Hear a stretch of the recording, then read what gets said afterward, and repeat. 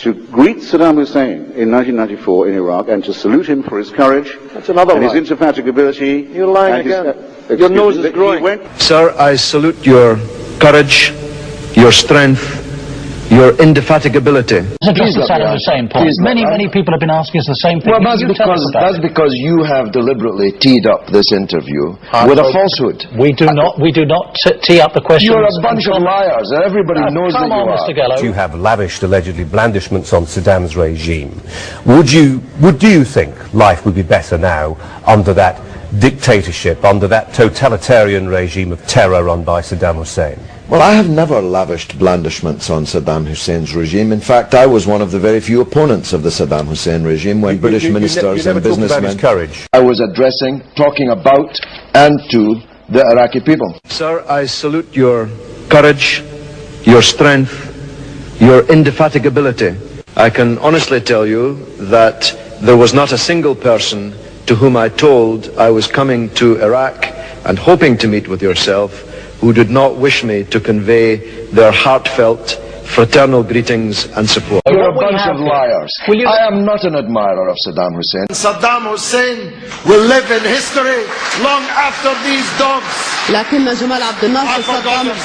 At a time when we know, through his own admission, that Saddam still possessed weapons of mass destruction, when the dictator was financing global terror, when dissidents were rotting in jail or having their tongues cut out in the street, when all this was happening, George Galloway went to Iraq, stood in front of Saddam and said, "Sir, I salute your courage, your strength and your indefatigability." Those who support the invasion of Iraq may have made many mistakes, but not that one. We overestimated his arsenal, certainly. As once you stood next to him, George, and said, and congratulated. Can't you debate the issue without attacking me? I could if you'd be quiet for a second. Certainly, we underestimated his arsenal, but at least we saw clearly Saddam's ruthlessness and his murderous nature. We didn't congratulate people on calling their children Saddam. What about Mr. Sharon? Galloway Tell us about Sharon, the murderer. again with the Jews. Tell us about Sharon, the murderer. With the Jews, that we should not have contained Saddam and not toppled him, for he opposed every measure, George, to constrain this fascist dictator. And now, so Sharon, as you vote, I ask you to salute human rights, to salute freedom, to salute a difficult, flawed, but still correct decision to resist aggression, and to salute the brave, free people of Iraq. He, ad hominem attacks, right from the start, putting words in my mouth that I never spoke. You never said that. No, you're telling me you never said that. Not about Saddam. I didn't, and you know very well. You stood next to him and said, "Sir, I salute very well that I didn't." Sir, I salute your courage, your strength, your indefatigability. Mr. Galloway speaking with his customary good manners and unsullied integrity. of spunk-loving sluts. Order. As I said, I wish to give the honourable gentleman as much leeway as I can. Or XXX pornographic. Order. Or Asian babes. Oh, it's always the manners and the integrity that you're not sure of, and tonight we see the problem is going to be with the manners. Because this is the very last time I'll be speaking to ITN. Be sure about that. You're a Democrat. Does that pose any problems in terms of how you viewed Fidel Castro? Well, if people believe the package they've just heard, which could have come from Fox News, you would think that Fidel Castro was some kind of tyrant. Mr. Galloway, are you proud of having got rid of one of the very few black women in Parliament? What a preposterous question. I know it's very late in the night, but... Are you proud of having got rid of one of the very few black women in Parliament? I'm not... Jeremy, move on to your next question. Well, you're not answering that one. So move on to your next question. Are you because proud? I've got a lot of people who want to speak to me. If you ask that question again, I'm going. I warn you now. Don't try and threaten me, Mr. Galloway, please. You're the one who's trying to badger me. I'm not trying to badger you. I'm merely asking you whether you're proud of having driven out of Parliament one of the very few black women there, a woman you accused of having on her conscience the deaths of 100,000 people. Oh, well, there's no doubt about that one. George Galloway, first of all, when you told Iraqis to resist British troops, you must have known that would have been unacceptable to the Labour Party. It would be better if you got that right. I have got it right. No, you've obviously not got the transcript. I have never asked Iraqis to resist British troops. They can control the skies. يمكنهم أن يسيطروا على السماوات. لكن I have never called on anybody to harm British troops. يأتوا ضمن نطاق RPG فإنهم لا يمكن أن يسيطروا على أي شيء. not once anywhere. لا يمكنهم أن يسيطروا على شارع واحد. These poor Iraqis, هؤلاء العراقيون الفقراء ويتسلحون بالكلاشنيكوف of weapons, ويستعملون الأسلحة البدائية، يكتبون أسماء مدنهم وقراهم على النجوم. 145 military operations every day.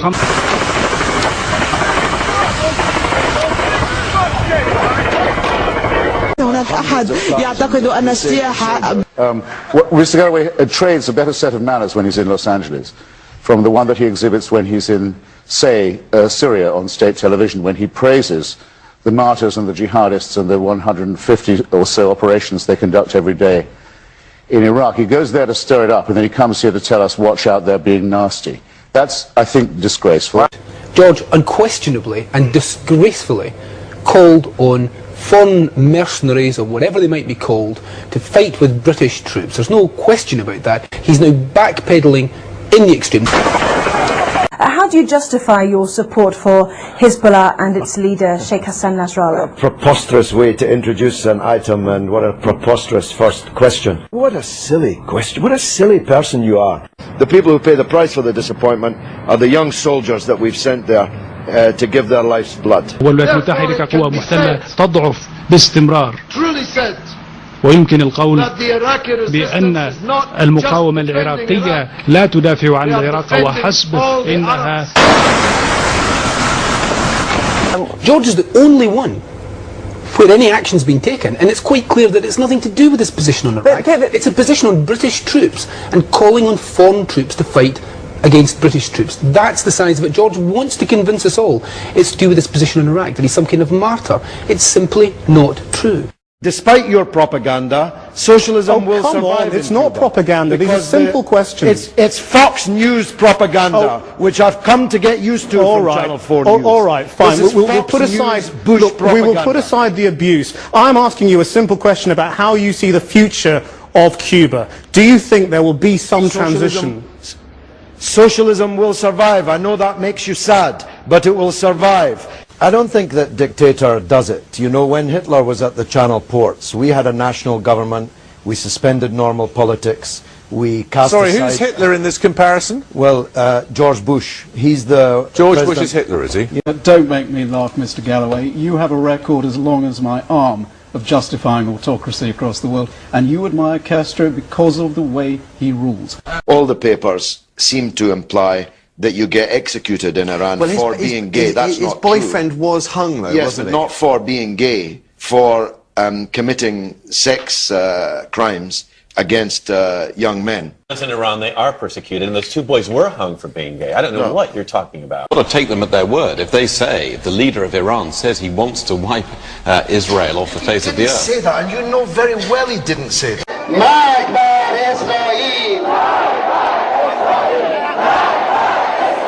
This was a political statement. George, your record of revisionism in this region gives you not a lot of right to be authoritative on this. The woman there...